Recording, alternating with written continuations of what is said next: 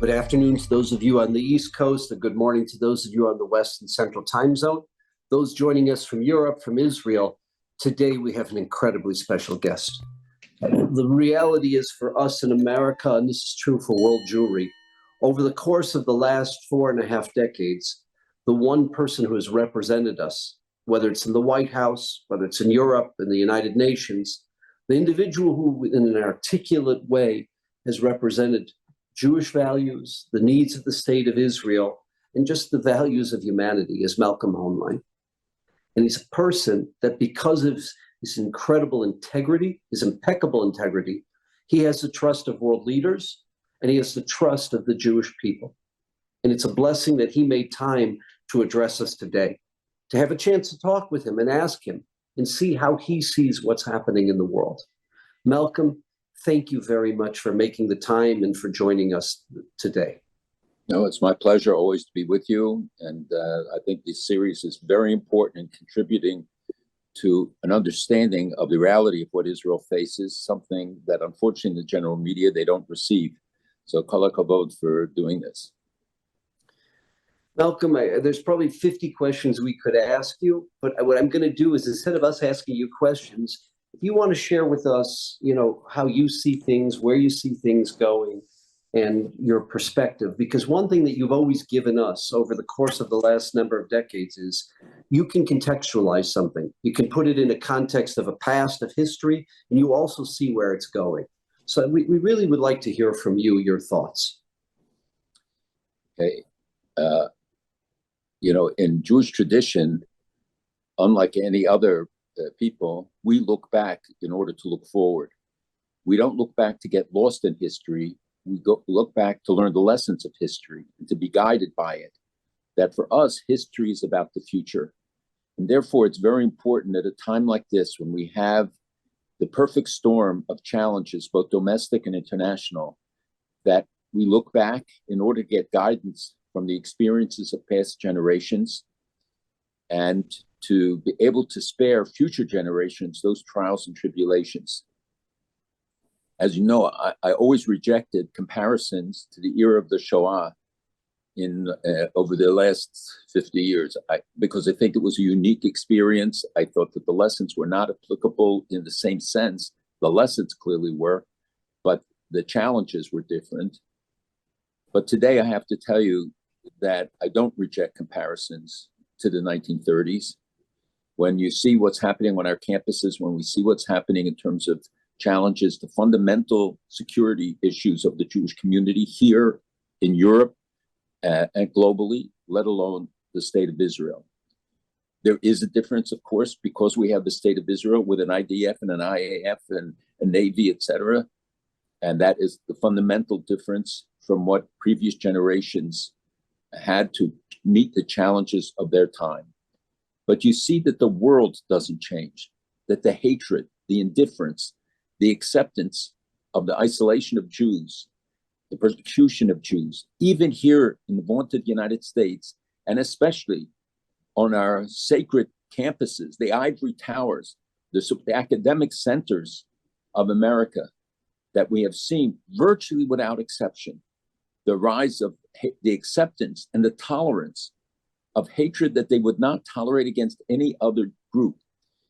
I took a group of 20 students from 20 universities to meet with members of Congress, and each one simply told their personal experience in 1 minute. And I was sitting next to senators who were saying under their breath, I can't believe this. I didn't know it. I can't believe that this is happening. And students who told that their dorm door was set on fire on a Friday night, that they were beaten up coming home from a Shabbat meal at the Chabad house. And in every one of the instances, the universities did nothing. And to me, it's emblematic of what is happening in American society, where Congress men and women and candidates now in the elections that are coming up can speak with such vitriol and get away with it. They wouldn't dare do it about any other group. It would not be acceptable. So some minor steps have been taken against professors, against administrators, against others. But fundamentally, those who engage in the violence against Jews are being let off. They're not being held to account. So that's on the domestic front, the need for us as a community to mobilize. You see the impact it's having. It's revolutionary on American Jews, many of whom were assimilated, or I call them October 7th Jews, people who went through a personal revolution on October 7th and in the months thereafter. For some, it took a bit to assimilate what happened and to think and rethink their own position. And you see people who were never proactively Jewish at the very least, and some very distant, who stopped their contributions to universities, who stood up and protested, who quit the boards of universities, prestigious positions that they had long envied and wanted. And to see the change on the part of so many who came to realize that they wanted to identify with the Jewish community, that they understood the importance of the state of Israel and how much it really meant to them, even if they had not felt it before, and how many of them have expressed publicly their support, whether it's in speaking to elected officials in public statements, people who would have been very reticent to do it before, because they came to realize that they wanted to be part of a community, that they wanted to be part of the Jewish people, that some expressed it in religious terms, some did it in sociological or philanthropic terms. Whatever it is, it was a remarkable manifestation that I think is still with us and growing and will continue to grow as people begin to realize that you can't take America for granted, that our security here is not something that's always going to be assured, and that Israel's security can't be taken for granted either, that Israel will always win. God willing, Israel will always win and has no choice but to win. But for too long, I think many Jews outside said, well, Israel will always be there if I need it, but it's not my country. I think today, many of those people look at it differently. They love America, they identify with America or with their home countries, but there's a special relationship now with Israel, a new respect for the FIDF, for the sacrifices that Israelis made, that realizing that many of the false prophets that they pursued, many of the isms that they thought were relevant, were in fact not, and if anything, contrary to their interests. And I think above all, they saw the vulnerability of Israel. They saw the events of October 7th, and I happened to be in Israel at the time, and the day after Yom Tov, the morning after, I got a call from Hadassah Hospital, invited me to come to meet with some American soldiers, one of whom had asked for me to come. And when I came to the first three that I met, I knew their families from Texas, New York, Toronto. One of those uncles is a close friend of mine, in fact. And they kept saying to me, if you don't go see it, you can't tell it. If you don't see it, you can't tell it. They were all just chomping at the bit to get back to their units, though two had been wounded pretty seriously. But they only wanted to get back to the units, and some did. But I said, I can't do it. I can't go there. Civilians can't go. I don't think I could put up with what happened to see it. 2 hours later, I was in Sderot, and I was in Be'eri when they opened it. I saw it all. You cannot describe it. You cannot tell people what it means to be pushed aside, not to step on a black smudge because a baby was burnt there and they were looking for DNA. To see a truck, a chewing gum truck, refrigerated truck, so out of place, and a young soldier pulled me to it, and I literally stopped because I thought I hit a brick wall. I couldn't literally push through it. And it was just the stench, and the smell was so strong, and he gently pulled me and opened the door of the truck, and there were 40 bodies inside. It's an image you can never forget. It's a lesson you will never unlearn. I came back from there more renewed, and I've spent the last 50 plus years fighting for the Jewish people, for the Jewish state. I do it with even greater vigor since I saw the price. I saw what my grandparents witnessed in the 1940s. And I don't want other people to see it. They go to the exhibitions in Nova, etc., which is very important. So you get a taste, you get a feel for it. But the barbarity that we experienced and the reaction of the world almost instantaneously to turn against Israel, I think set the agenda for us, for all of us, for every Jew and every friend of the Jewish people, and to ultimately for them to realize, the world to realize that Israel and Jews are the first victims, we're never the last. And that when a society collapses like ours has, then the morale and morals of the community, of the society are almost so meaningless today. It makes American society vulnerable, that the Jews are tired of being the canary in the mine. I certainly am. I want society to stand up, not for dead Jews and give us memorials. I want them to stand up for a living Jewish state and a living Jewish community. And I hope that we can educate this generation of friends of the Jewish people, and certainly of the Jewish people, that we have to stand up, speak up, act proudly, demonstratively, not to hide our Judaism, not to disassociate from the community, but to double down and even be more proactive. You have American Jews, as you were speaking, I was thinking of this. They never could understand the South African Jewish immigrants or the Venezuelan or the Colombian Jewish immigrants who saw themselves as Jews first, very caring about the country they lived in, very supportive of the country they lived in, but they didn't see themselves as South Africans first. And American Jews just couldn't understand that. I think American Jews are getting a little bit of a taste, and I think they're understanding, what the South African Jews were dealing with, whether it was, from the government that they were under, whether it was from the anti-Semitism of the African National Congress. And the same thing is true of the South American Jews. This revolution that you see amongst American Jews, if you could elaborate, I don't think we ever thought we'd see this kind of a phenomena where Jews who really did whatever the flavor of the month was in Western civilization, that was their religion. It for sure was not Israel, it for sure was not Judaism. And this just, you say in Hebrew, ma'pecha. Many of them, their life started again. Their second life, one of them described to me, started October 7th. Well, as you know, for about 15 years, I've been speaking about this. This didn't just happen. We saw the seeds of this for much more than a decade. We saw the actions on campuses. We saw the foreign influence. We saw the direction that things were headed. I don't think we could have predicted that it would be so virulent and explode quite this way in acts of violence and the demonstrations, et cetera, that took place.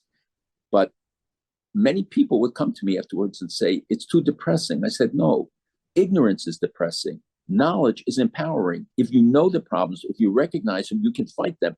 If you don't see them, you won't do anything about them.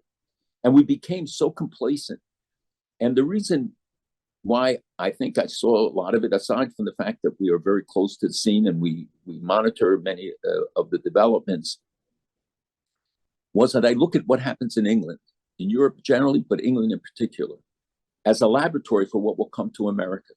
That's why I spoke about BDS 6 months or to a year before it came here, because I saw what happened in England, that it started amongst the elite and then worked its way down. And when I spoke about it and said that academics would start adopting it, and you'll see it in business and commercial activities, today we get calls from the executives of businesses who wouldn't have talked to us 5 years ago saying, can you help me? It's in my boardroom. I'm hearing these anti-Semitic comments and stuff. How do I handle it? What do I do?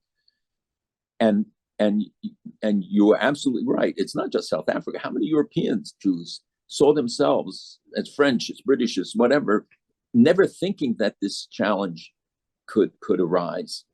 And you see that the Aliyah, despite everything, and I predict we will have a major Aliyah after this war is over from Europe, and a half Aliyah from America. I told this to the Prime Minister that he should do a crash program in November to build housing, because a lot of young people, a lot of other people will look to it, because even if it's a second home, if they go and work there half the year, they identify today with Israel in a different way and see that the future for their children, when they can't, they have to search out to get a university where their kids will be safe, when they have to think about the public schools. It's not just the campuses. We have parent organizations now forming around the country because their children are not safe in the public schools. The fact that in Queens, New York, you have in high schools, Arab clubs paid for by Qatar, who gave them $1 million for it, where they have huge maps of the Middle East, but no Israel on it. It says Palestine, but not Israel, in New York City. And we know that there were in kindergartens across the country where they talk about the wheels on the tank, not the wheels on the bus attacking Israel, that the teachers do not permit any pro-Israel or even sometimes any references to Jewish sources in the schools. And they mock Jewish teachers and pro-Israel teachers who are not Jewish, who come to us and complain and cry and shed such deep anguish because they thought that they were part of the system. They thought that they were accepted, but their colleagues turned on them. It exposes so many raw nerves and so many things that I think largely we have not come fully to grips with. There are a lot of very exciting initiatives and new efforts, including addressing the major change from the past, which is the internet, which enables what Hitler took months to spread a big lie, they can do now in nanoseconds, that we were light years behind the anti-Semites, countries like Iran, like Russia, others, who promulgate thousands of anti-Semitic websites constantly, who use bots, who use all sorts of AI, artificial intelligence and things already for a while, producing fake results then in polls and in letters to members of Congress. When we trace them, we find out. And it's not the people. Less than 2% of the people in America say the Middle East is the issue they care about. And still the overwhelming majority of Americans stand with Israel, even in the 18 to 25 age group, less so than the older. But as they get the older and older groups, the numbers go higher and higher. So I think we have a massive responsibility to educate, to mobilize, to motivate, to rebuild the coalitions of the past, to be creative in coming into the 21st century. We were not, and it was a failing, and it's not one that we spoke about. And I am too old to be part of the generation that's going to do the revolution on the internet, but I'm working with people who are doing it. And I think, well, the more we learn, the more we understand how far behind and how big this challenge is. If we could take you to the direction of the Middle East, the Arabian Gulf, etc., would you share with us some of your thoughts, both in terms of the Sunni Arab nations, where they're at, as well as Iran and its proxies? You know, as we look, we're right now looking where any day we could see a war with Hezbollah, which could bring Iran into the war. We heard this past week from Colonel Brown that he's concerned for American troops. He's also concerned that there shouldn't be a war because Iran would get involved. It would be a regional war, which is, again, these are not the kind of things we'd hope to have heard from from General Brown. Share with us your thoughts, from a geopolitical point of view. Absolutely. As you know, I started working in the Gulf 30 years ago. I brought the first groups. We went to Qatar in those days and paved the way for Shimon Peres, then to visit and to set up an Israel interest section in more than 2 decades ago.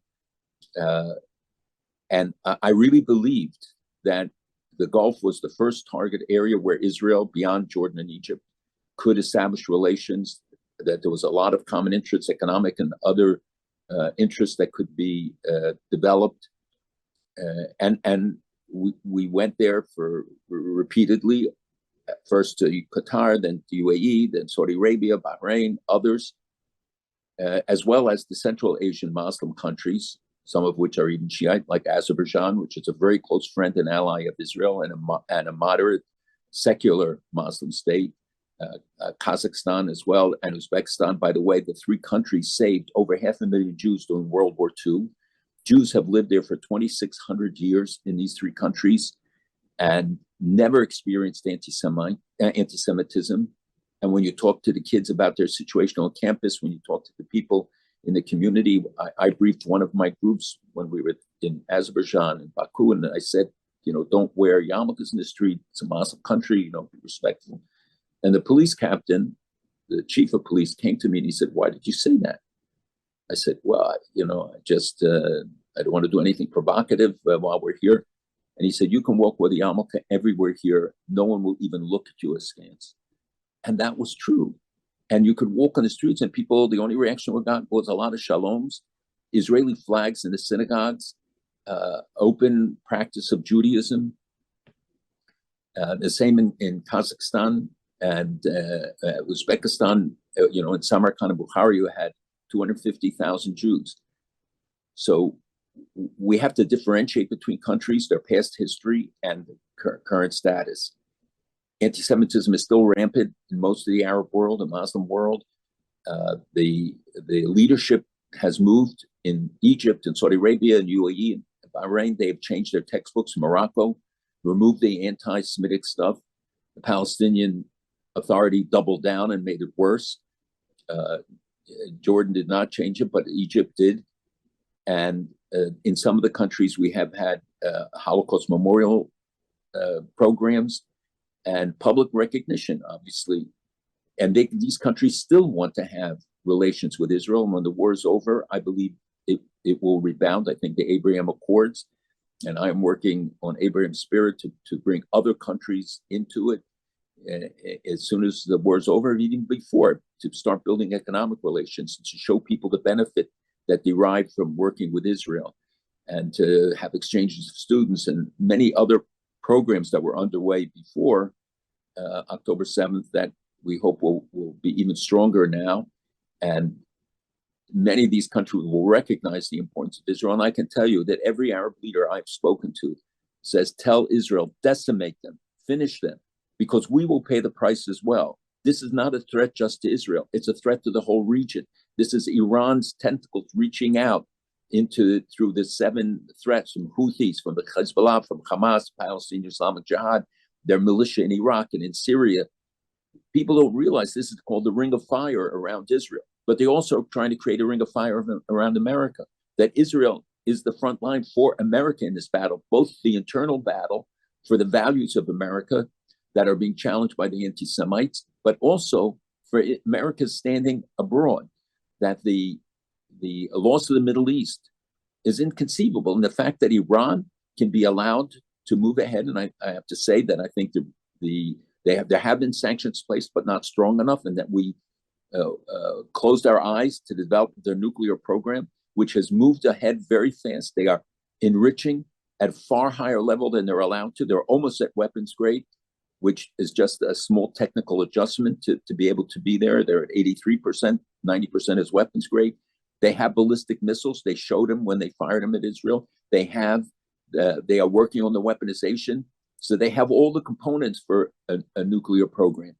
And you see how they are supplying drones to Russia, to Hezbollah, that they are providing more and more advanced rocketry, that they are training all of these terrorists, the Houthis, who are firing at ships and sunk already 2 of them in the Red Sea, but firing also at the American aircraft carrier there. We bombed them together with Britain, but it seems to be doing nothing to allay the threats and the dangers posed by Houthis, all of which would not be possible without Iran. And the real crying shame to me is that the government of Iran could be brought down. You know by whom? By the people. We don't need a war. We need to support the people of Iran. The vast majority, perhaps 90%, want to get rid of this regime.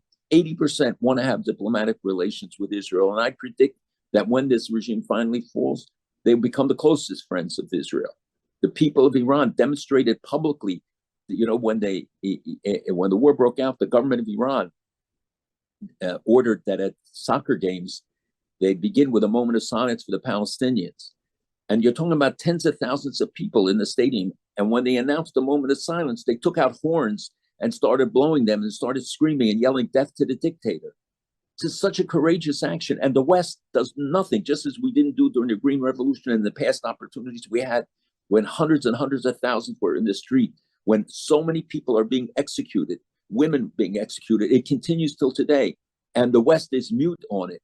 And in fact, we help facilitate that, giving them money, giving them the ability to continue to export the Iranian oil, let alone their own. The government would collapse with this. Their economy is in ruins. The people are bearing the brunt. The leadership does not. So the key to the Middle East today is stopping Iran, stopping its proxies. Hamas cannot exist without Iran. Hezbollah can't exist without Iran. Their militias, they are on the Golan, the Iranian militias. They are in Syria. They are in Iraq. They fire drones from there against Israel. But they're in South America also. They're in Venezuela, Bolivia, and all the Bolivarian countries. They're posing a threat to us, and we don't do anything about it. They learned that they don't have to fight us from 6,000 miles away. They do it from an hour off the coast of Florida, 2 hours from Florida. We are blind to this danger too often. And the mistake that was made by providing the plane loads of cash to them, which is the fuel of terrorism, when we didn't impose the sanctions as fully, we didn't demand, and in fact, reports that we've held up the Europeans from imposing more sanctions, going after the IRGC, going after others. We have done some sanctions. The State Department, the White House have put some sanctions on, but not enough. And what we're doing is enabling the party that wants to destroy not just the little state in Israel, but the great state in America. Attacking Israel is a way to attack America, to remove America's most important ally in the region, or to diminish it, instead of we standing up and saying, this is it. We draw the line in the sand now. We cut off Iran, cut off them from any trade, stop them from violating the sanctions against Russia. Now they've built this coalition with Russia, China, and Iran, with other countries joining, that Iran joins the Shanghai Cooperation Council. They join the BRICS. They start getting accepted. It's a country whose currency is like 630,000 to the dollar. This is not an economic power. They have no air force to speak of. So they developed these fast boats that have harassed our ships, including our aircraft carriers, for years, and got away with it, instead of our standing up to them and showing for what they are. And once we fired on them, they ran away. Now, I'm telling you that something we've urged presidents in the United States for 20 years to do. We saw the danger of Iran from the 80s already. And unfortunately, the West always waits to react. That means you have to make a much greater investment when we could stop a lot of these dangers early on. And every other country in the region looks at us and is measuring it. They say Israel is the permanent aircraft carrier. They can't pull their aircraft carriers out, the country of Israel out, that they depend on Israel today, that it's a source of stability, not instability. And they just want Israel to execute this war as they did on the original war in Hezbollah, when Arab leaders would say to me, why are they not stopping? Why are they stopping? Why did they let the West hold them back? Israel has to win this war. There is no option. Israel is winning this war. Our IDF is performing in amazing ways. The heroism daily, the humanitarian extent of Israel's performance there. People, criticize Israel. They have no idea what the people are doing on the ground, and that it is Hamas that is risking their lives. It is Hamas that's putting them in harm's way. It's Hamas that built tunnels under everybody's homes instead of devoting that money to the economy of Gaza, and could have made it into a Shanghai or a Hong Kong if they had wanted, but instead did the opposite, destroying the greenhouses. People forget that there was not an Israeli soldier, not an Israeli civilian living in Gaza anymore, not for 20 years. And yet they talk about the occupation. Look at what's happening to all the food that's going in. There's more than enough. There's no famine in Gaza. We see how the number of dead has been so exaggerated and manipulated by Hamas agencies, and the Western press just buys it and mouths it. So we need to educate. We need to motivate and mobilize and get people to stand up and speak out, because the challenges to American democracy in the demonstrations and in the ideologies that are being spread on our campuses, the threats to our allies and to American interests abroad, are all threats that are fundamental to America's future. Thank you. And you've just mentioned the reality is we've had a policy of appeasement and capitulation vis-a-vis Iran for way too many decades. Instead of supporting the people in Iran, instead of the sanctions, and instead of a credible military threat. Look what happened just a few months ago when you have a situation where the leader of the free world tells Iran don't. They do. They send over 350 missiles to Israel, and there are no ramifications. If Iran had any doubt as to whether America would act against it in its nuclear program, I think that was answered. I think it was put to rest that America will not act in the aftermath of what happened in April. And the constraints they place on Israel and Israel's responses, which I think delayed and elongated the battle in Gaza. America is still Israel's prime ally. It's a great friend. They still provide a lot of weapons and support, intelligence. And if you ask the military guys, they praise that and see this as one of their most important relationships and how much they learned from Israel, how much they share.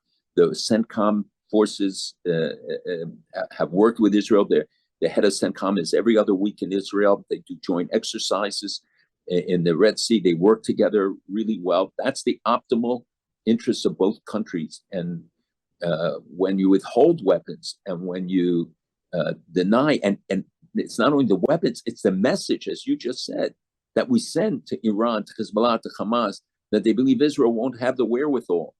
And it's the same way that if they think Israel is divided, that they think they're more vulnerable. They saw the demonstrations and thought Israel would mobilize and fight. And not only did 300,000 show up, 330,000 responded to the call. I was driving that day right after October 7th to State Road, and all along the highway, I mean, for miles, I saw cars parked on the side of the road. And the person who was driving me said, those are all soldiers who just, when they heard about it, they didn't wait for their call up. They just came, left their cars wherever they could park them, and ran to their bases. I mean, but for as far as I could see, you saw cars on both sides until I came closer to State Road, and I saw cars on all sides of the street because they were shot up. They literally rode up the streets on motorbikes and cars and just shooting everybody and everything to see the bloodstained cars. And you know, they would shoot in the back windows if there were children there, and in the front windows if there was only an adult driving. It's too much. I tell you the truth, I can't think about it. And I have a hard time talking about it. But we have to, the United States has to see that this is America's fundamental interest. And dictators probe for weakness. Putin does it. Every leader did it. Hitler did it. Stalin did it. They probe for weakness. And when they find it, they exploit it. They're not heroes. They're bullies. And when you stand up to them, and you stand up and you challenge them, when you use the language of Churchill, when you confront them, they back down. They don't want to die. They don't want their children. They want everybody else's children to die, but never their own. 40% of the economy of Iran is in the hands of the IRGC and the supreme leader. So they don't suffer. Whatever income comes in, vast majority goes to them. It's like the food going into Gaza. They would steal it for the leadership of Hamas. They were well fed, and then they would sell it in the markets. Look at the pictures of the markets. They're overflowing with stuff. So it doesn't mean that every area had. So they might have had to walk a mile, 2 miles to get to food. But there was plenty of food. Israel didn't withhold food to starve the people. That was not a tactic. It was never their intent. And they opened up Keren Shalom, and Hamas rocketed. Where was the condemnation of the international community? They even shot rockets at the platform that the United States built. I mean, the distortions and the misunderstandings abound. And that's why people have to make an effort to hear your broadcast, to hear others, to listen, to learn, to go inside and find reliable sources of information and share that information. Go online, send messages, write to the White House, write to elected officials. They hear from the other side. They have to hear much more from us. It takes a couple minutes to do it, and it makes such a difference. Thank you. Thank you very much for sharing that. And you're on your way to Israel again, meeting with officials. The fact that you made time for us, we're incredibly grateful to you. We just want to wish you continued strength in being a voice that can articulate in a clear way that can make the case to halls of power and to seats of power. And we thank you for everything that you've done. There's no way we can thank you, but you should know that we look to you as a role model, we look to you as a mentor, and we always appreciate the incredible ability to learn from you, to hear you, to see how you analyze issues, to see how you engage others, and just want to wish you incredible strength. Thank you, but I should not be thanked. I do it because I have grandchildren and great-grandchildren. I look at them. This is my obligation to them and to my grandparents who died because the world was silent and indifferent. Too many leaders also indifferent to them. This is everybody's responsibility. And in the Bible, when God talks to Abraham and tells him, when you choose life, it's not just for you, it's for your children and your children's children. That Jews think in terms of the generational impact. We think about the future. It's not for the moment. And everything that we do today will have long-lasting impact, what we do and what we fail to do. And therefore, we should be supporting, and Israel needs our help. They will need it much more to rebuild, to help, whether it's farmers in the south or soldiers who've been wounded. 2,000, I think, already have been wounded, many severely. And look at their spirit, look at their resilience. We could take 10% of that to energize us, and that we would stand up and proudly proclaim our affinity and to do everything that's necessary to assure that Am Yisrael Chai. Thank you. Thank you very much. My pleasure.